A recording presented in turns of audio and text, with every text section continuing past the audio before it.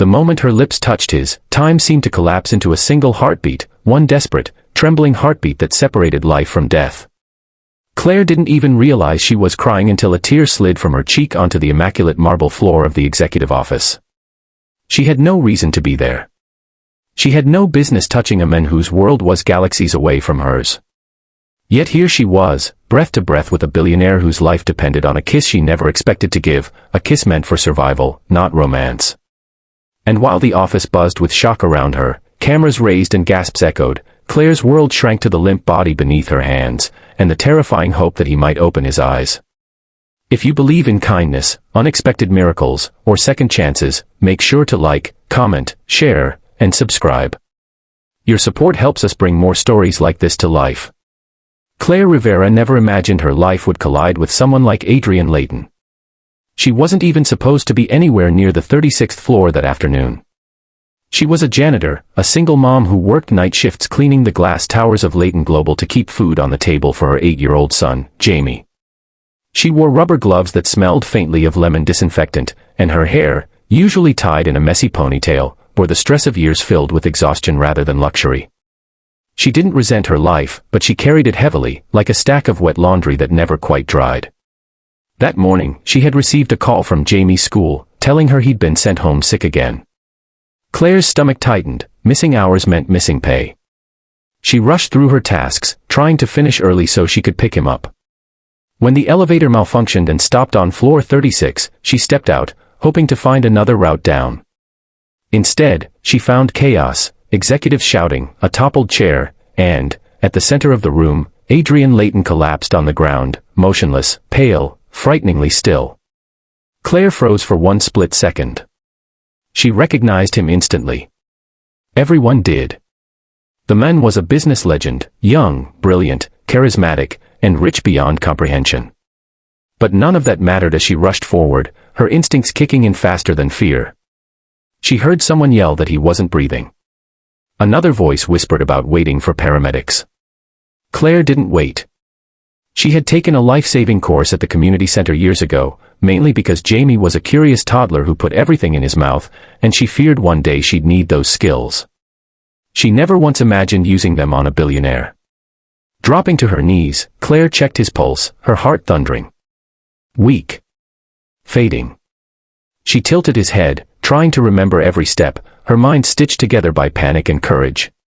She began CPR, counting compressions as executives watched wide-eyed, too stunned or scared to act. Then came the moment she dreaded. She had to give rescue breaths. Her gloved hands trembled as she lowered her face toward his, but there was no choice. Saving a life didn't care about status. Her lips pressed to his. It lasted only a second, but in that second, something indescribable passed through her, fear, urgency, destiny, all tangled into one breath. Then, like a miracle, Adrian gasped. His chest rose sharply. His eyelids twitched open. And suddenly the room erupted, people shouting, calling for medical help, snapping photos, whispering about the janitor who saved a billionaire with a kiss. Claire stepped back, her face flushed with relief, embarrassment, and confusion.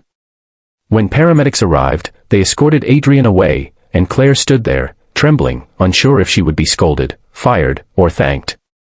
She expected to return to her routine and for the moment to fade like a strange dream. Instead, everything changed. That evening, after picking up Jamie and feeding him warm soup, Claire received a call she never expected. It was Adrian's assistant, a sharply spoken woman who insisted that Adrian personally requested her presence at the hospital. Claire hesitated, anxiety pulsing through her. Why would someone like him want to see her? But she went. The hospital room was quiet, bathed in soft golden sunset light. Adrian sat upright, wearing a hospital gown, still pale but conscious, and strikingly handsome in a way that made Claire feel suddenly aware of her worn-out shoes and stained janitor uniform. He looked at her with a warmth that felt disarming. Though Claire didn't know his exact words, the look he gave her made one thing clear: he was grateful. Deeply, sincerely grateful. And as she stood there, fumbling with her gloves, she felt something unexpected flicker inside her, a strange connection, like the fragile beginning of a bridge between two worlds that were never meant to meet. Over the next week, Claire tried to slip back into anonymity, but Adrian didn't allow it. He began asking questions, not invasive ones, but kind ones. He learned about her son, her long hours, her quiet strength. He learned how she smiled through exhaustion, how she placed everyone else's needs before her own. And as his health improved, he found himself drawn to her in ways he didn't expect.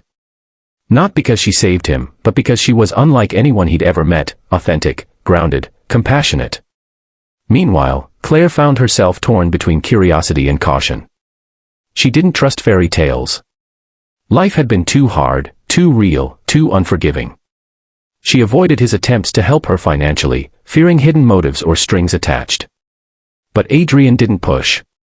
Instead, he showed up in small ways, dropping by the janitorial break room to ask how she was doing, bringing her coffee during late shifts, offering to help Jamie with his school project when he learned the boy loved engineering.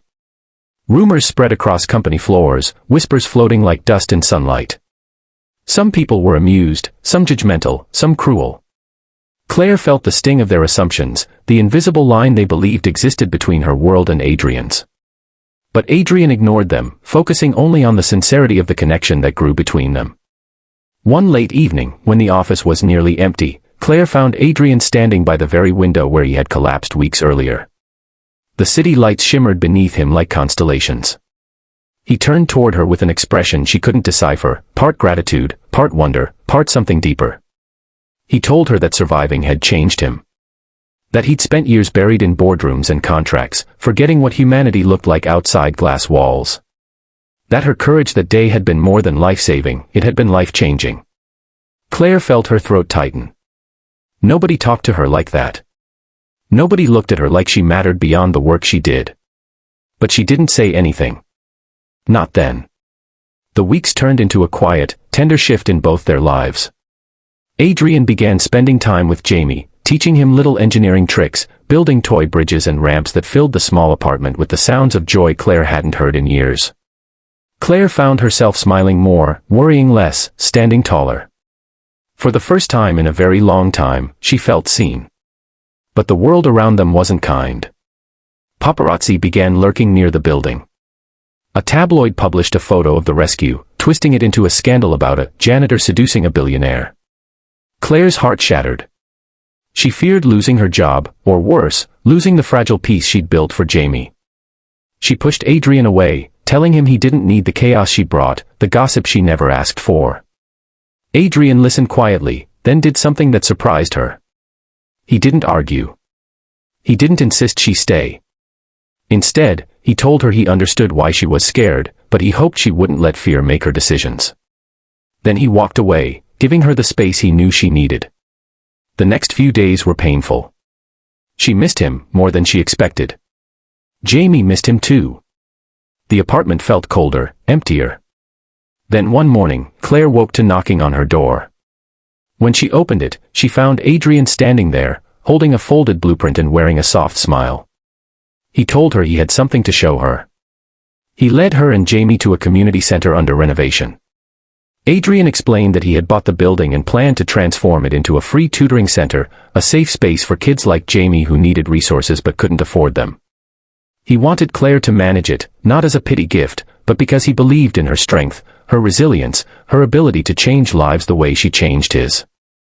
Claire's eyes filled with tears. Not because of the job offer, but because she finally understood something. Adrian didn't see her as a janitor. He saw her as the woman who saved him, not just with CPR, but by reminding him of the humanity he'd forgotten. Their worlds didn't collide by accident. They collided because something bigger than both of them pulled them together. And as the sun rose behind them, Claire realized she didn't want to run anymore. If this story touched your heart, please like, share, comment, and subscribe. Your support helps us bring more emotional stories to life.